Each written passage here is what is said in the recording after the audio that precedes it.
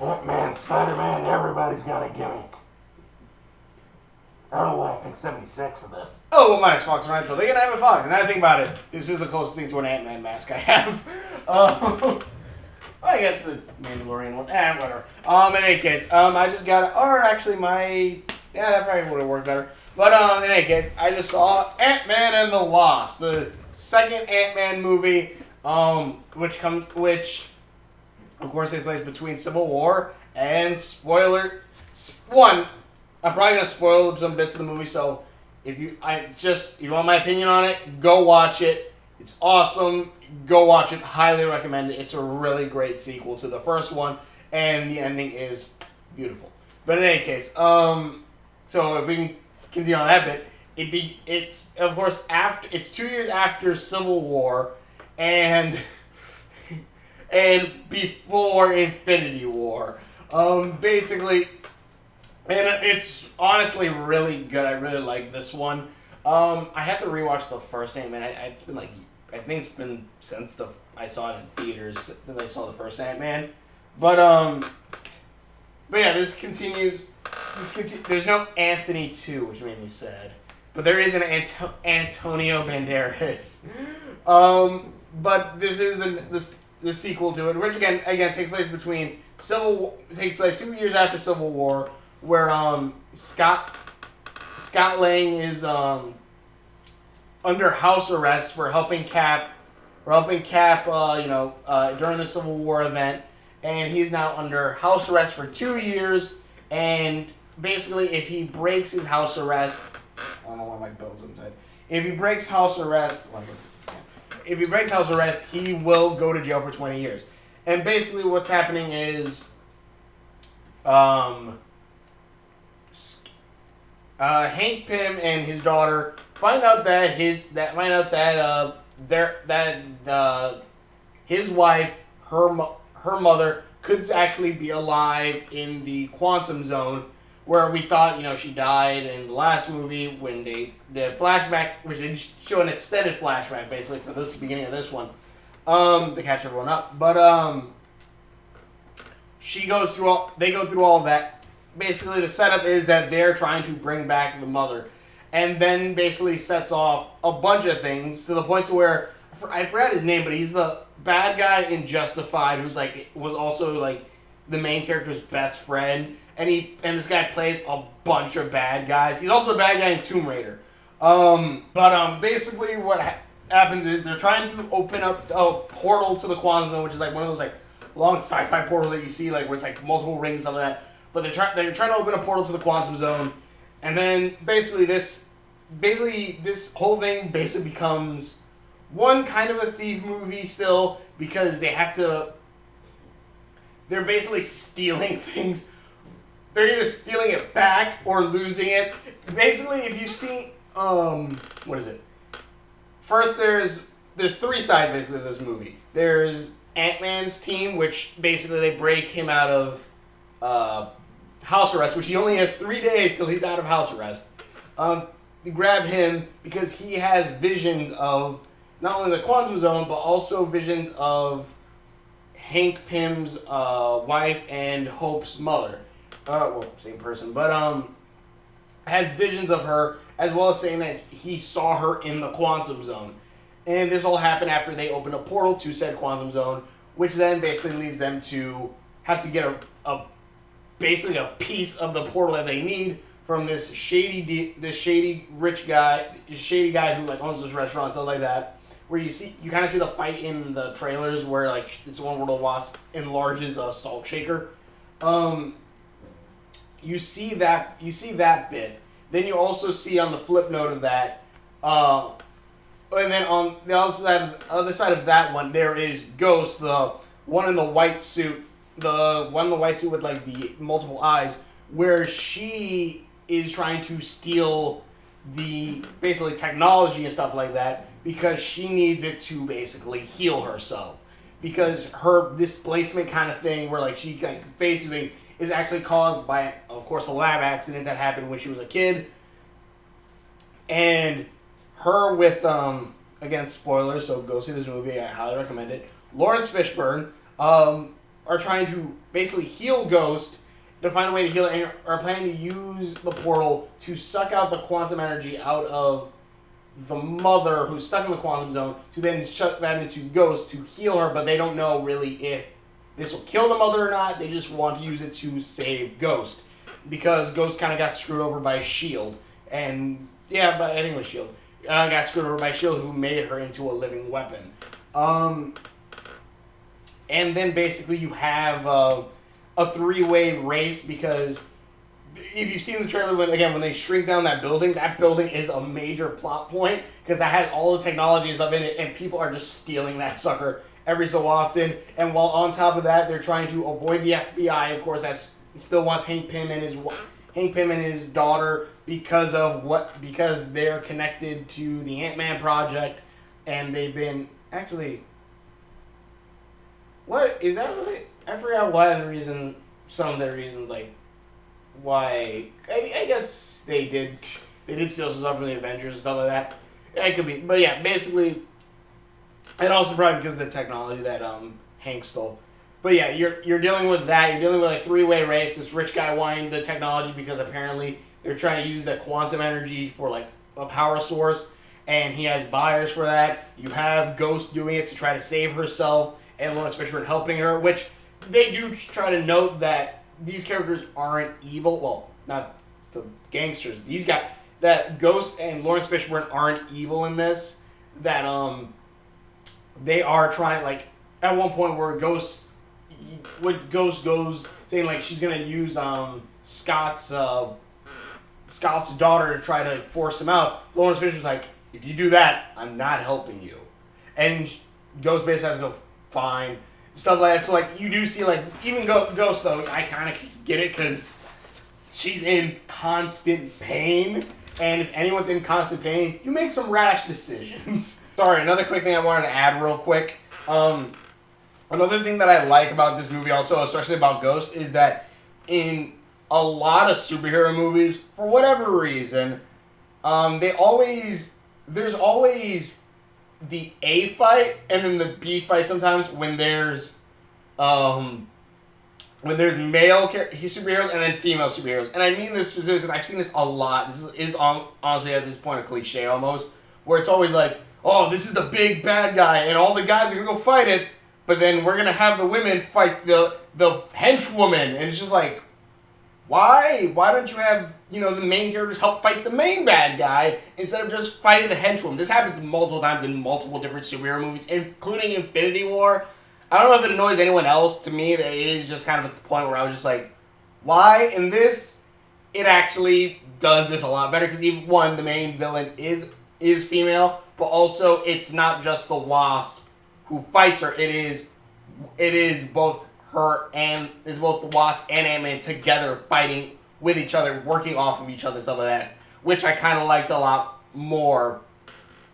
I liked a lot more than it's just like, oh yeah, one-on-one because woman. I don't know. Maybe that sounds kind of dumb. Maybe that sounds kind of dumb and maybe nitpicky, but yeah, it's just like even like Infinity War, like it's like, oh yeah, we're gonna have the guys fight Thanos and all these other guys are around the area, and then we're gonna have Black Widow and what was it? It was Black Widow and Scarlet Witch. We're gonna have them fight one of Thanos' henchwomen. And we're gonna say, it's like, wait, what? I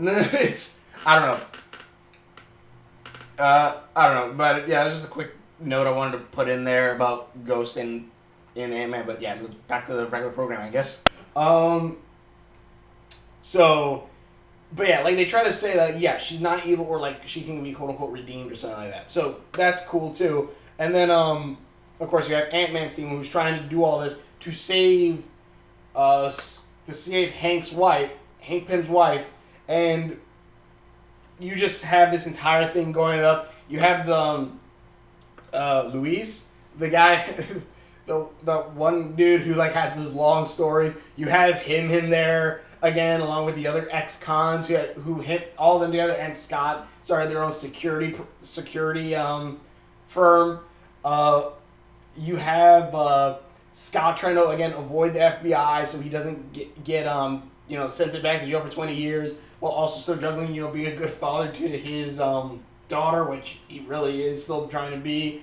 You do have a bunch of laughs in this one, which I do like, and with Marvel movies, comedy is kind of a major part of them now, which I'm fine with because it is pretty great when awesome things in the movie happen or funny stuff or good funny stuff happen in it.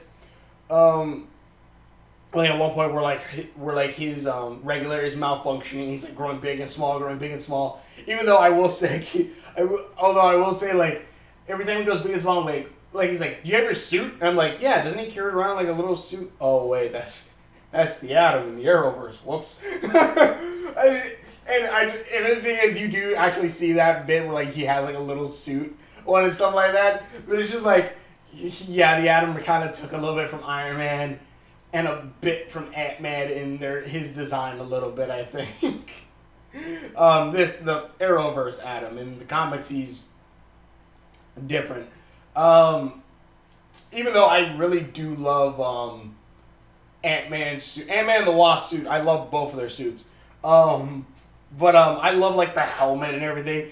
Even though I will say, like, whenever they start talking to each other, it's like, of course, it's like Power Rangers. ADR's like, we have to go get the generator. But like, it's the helmet also like, we have to go get the generator. I know, right? It's stuff like that. Hopefully I edited that.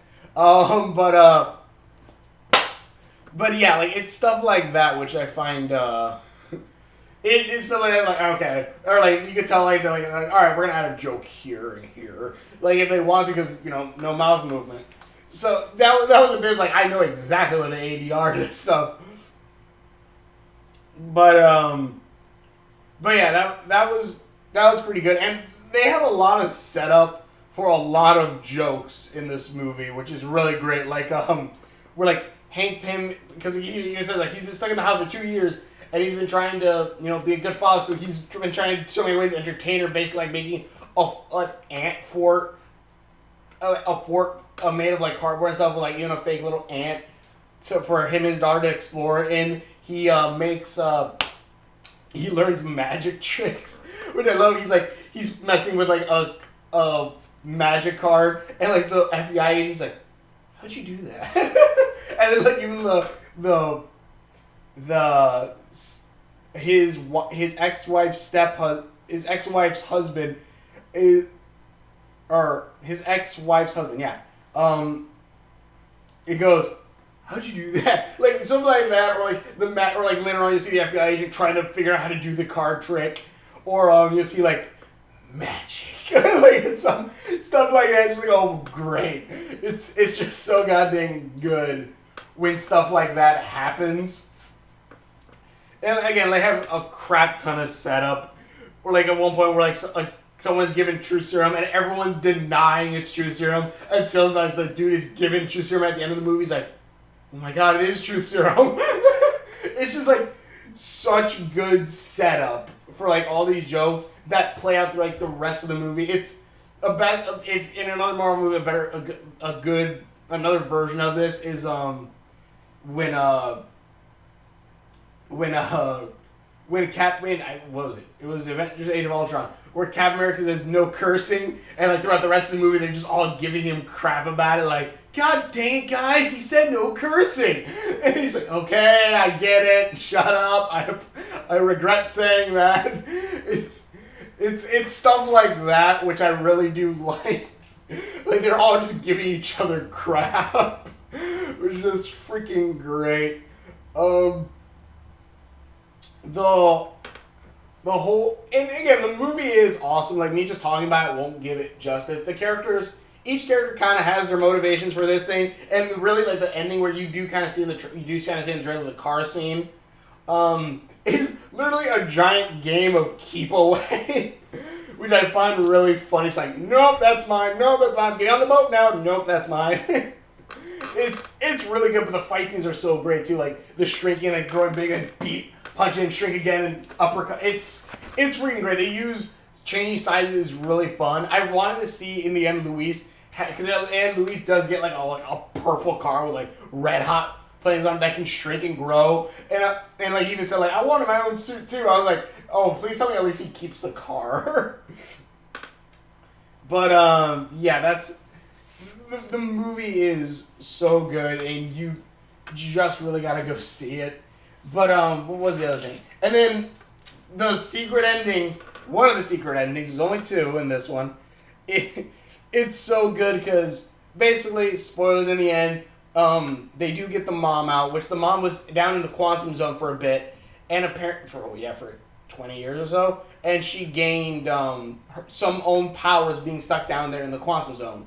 You gain some abilities apparently, and while she's down, and basically she's able to come up and heal ghosts, but they need to actually get more of these healing particles to heal ghosts. So they send Hank into the quantum zone, and he's like, "All right, guys, you can pull me out. All right."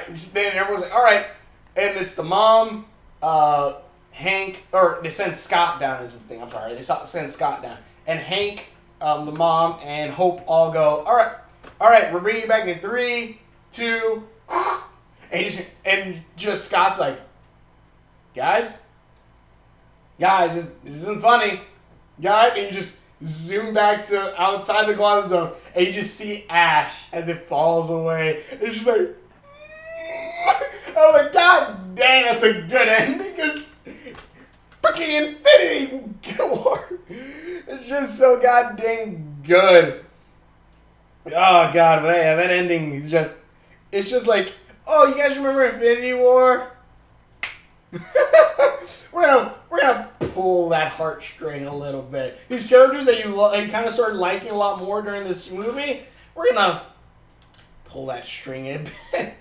It's just so up. It's, oh god, this movie is really good, and that ending alone, at least I was though hoping that like the Wasp was gonna be alive, and then like maybe Scott and Hank and the mom were gonna disappear, and then that would like be what forces her to, want to save everybody. But in the end, it's Ant-Man still alive. Like, all right, fine, whatever. All right, fine. But yeah, I want. God dang it, man! I want to see what's gonna happen next, because now we're gonna. Because, like, most likely what's going to happen is Lawrence Fishburne, who is, like, a scientist in a similar field, as well as Ghost and Tony Stark, are probably what's going to bring back Ant-Man. And I think the next Infinity War is supposed to take place a couple years after after the original Infinity War. So I'm assuming then that means that they're going to, like Scott's going to be stuck down there for years. And when he comes out, he's going to have some kind of powers. He's going to have some kind of quantum abilities. I don't really understand why they brought the mom in to do that then. But yeah, I'm pretty sure that's all set up for that stuff. But yeah, this was really good. Again, I loved all the characters. Even the FBI agent was funny. He wasn't like, they could have made him like a usual, like, like, rule book kind of a-hole FBI character, but they didn't. They made him fun. Or fun, like even like the end where like he like makes it back to Scott's house and Scott's still there playing like drums, like, "Oh hey, you're gonna take my thing off my leg?" He's like, "I'm gonna get you next. I'll see you next time." And he's walking away, and Scott's like, "What do you mean by see you next time? Like, are you inviting me to dinner?" He's like, "No, like, why would I invite you to dinner?" He's like, "I don't know, I'm just asking why you would have said next time." I'm like, "No, like, I'll arrest you next time." He's like, "Oh, okay." And the guy's like, he's like, "Do you want to go get dinner?" And Scott's like, No, I was just asking. He's like, "Oh, okay." I'm like, "Aw, he wants a friend." It's stuff like that. But again, like, it's really good. And again, that Infinity, it's that kind of thing where it's like that event just, everyone disappears. It's just like, oh my god. And honestly, I want to watch the newest episodes of Agents of S.H.I.E.L.D. And I'm hoping that is still canon with the MCU, because by God, how many stories could you make happening in between these years? Imagine that. You could have all these things happen in between those years, and you could have things like, see what happens to the people, like, a lot of people are going to think the rapture can happen, People are just gonna be freaking out about half the planet disappearing. You could have so many stories to be told. And I'm really hoping Agents of S.H.I.E.L.D. is going to follow that route and have that stuff. I don't, like, after the Ghost Rider, I'm like, sweet. But I want to see more of this. I want to see this happen. I want to see, like, those stories be told. Like, they could even, like, be like, screw it. We're going to keep ourselves a couple years behind the Infinity War stuff, and we're going to focus on this. And if they want to, they can skip ahead when everyone's healed or whatever. Who knows? But I would love for them to show that, like, to show all those stories in between. Because that would be so beautiful, I think. Seeing all those things happen, seeing, like, people just disappear, and, like, maybe half the main cast, gone. And stuff like that. I think that would be so cool. But yeah, Ant-Man and the Wasp, really good movie. I highly recommend it. It's a movie where you kind of really got to go see it. There's a ton of jokes in it, but I think most, if not all of them, land. It has so much fun with, like, stringing down and really big, especially that car chase scene where, like, the guy's about to ram her and he's like, nope, turns small and just smacks into the other car. Or, like, Wasp is trying to shrink and grow thing, and she shoots Stan Lee's car, and Stan Lee's car is shooting, like, well, 60s were fun, but this is what you get. It's stuff like that that's just so goddamn great, and this movie is really goddamn awesome. I highly recommend it. But tell me what you guys in the comments below. Thank you for watching. The virtual videos that I've done. Links are on my face, because running on there somewhere. So just a really, really good movie, and we will see you later. I have my own Ant-Man helmet. Hooray!